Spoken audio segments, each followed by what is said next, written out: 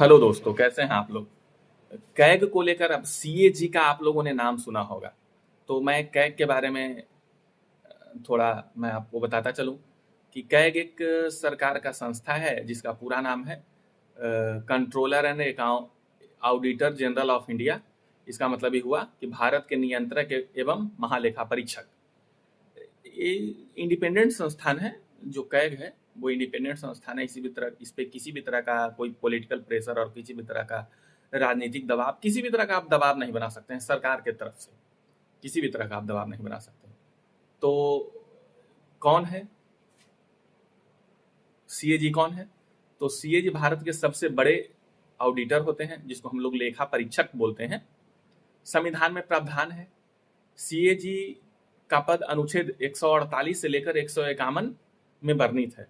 CAG की नियुक्ति कौन करता है? तो सीएजी की नियुक्ति भारत के राष्ट्रपति करते हैं। भारत में भारत के राष्ट्रपति करते हैं। इसका कार्यकाल क्या होता है? कार्यकाल 6 वर्षों का होता है और 65 वर्ष तक होता है। 65 वर्ष की उम्र तक होता है। कोई व्यक्ति अगर इसमें सेवा देना चाहे तो 6 वर्ष तक दे सकता है। और इसमें 2 टर्म है। मान लिया कि आप 62 ईयर्स के हैं तो 65 में रिटायर हो जाएंगे। अगर आप 55 ईयर के हैं तो 61 में रिटायर हो जाएंगे। बाकी आप ऐसे होगा, या तो आपका जो पहले हो जाएगा वो आप हट जाएंगे, या तो 6 वर्ष पूरा हो गया उतना दिन आपका कार्यकाल रहेगा, या तो आप 65 ईयर्स के हो गए तब वहां से आप हट जाएंगे। स्वतंत्र पद है। सरकार किसी कारण से हटा नहीं सकती है। इसका हटाना सुप्रीम कोर्ट के जज को हटाने के बराबर है। जो सुप्रीम कोर्ट को जज के हटाने में जो भी एफर्ट लगेगा वो सेम प्रोसेस या प्रक्रिया यही है कैग को हटाने पे भी। मुख्य काम क्या है? केंद्र और राज्य सरकारों को खर्चों का आय का ऑडिट करता है। पब्लिक मनी की निगरानी करता है। जनता के टैक्स को पैसा कहाँ और कैसे खर्च हो रहा है इसकी जांच करता है। रिपोर्ट बनाना, ऑडिट रिपोर्ट तैयार करके राष्ट्रपति या राज्यपाल को देता है। संसद और विधानसभा की रिपोर्ट राष्ट्रपति या राज्यपाल या सांसद में विधानसभा में पेश करता है।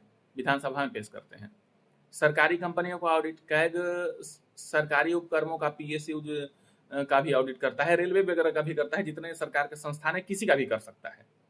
जनहित में भूमिका क्या है? गलत खर्च और भ्रष्टाचार घोटालों में पकड़ने में मदद करता है। जो भी आप घोटाला वगैरह 2G और कोयला घोटाला, फलना ढकना घोटाला, सब कैग ने ही उजागर किया है। कैग के रिपोर्ट के अनुसार कई बार सीबीआई भी एजेंसी जांच करती है इसके रिपोर्ट पे। इसका रिपोर्ट बिल्कुल किसी भी तरह का कोई उसमें 2 नंबर नहीं होता, फर्स्ट क्लास नहीं होता। अंतर्राष्ट्रीय स्तर पर भारत का CAG International Organisation of Supreme Audits Institutions का सदस्य होता है। INTOSAI उसको बोलते हैं। INTOSAI।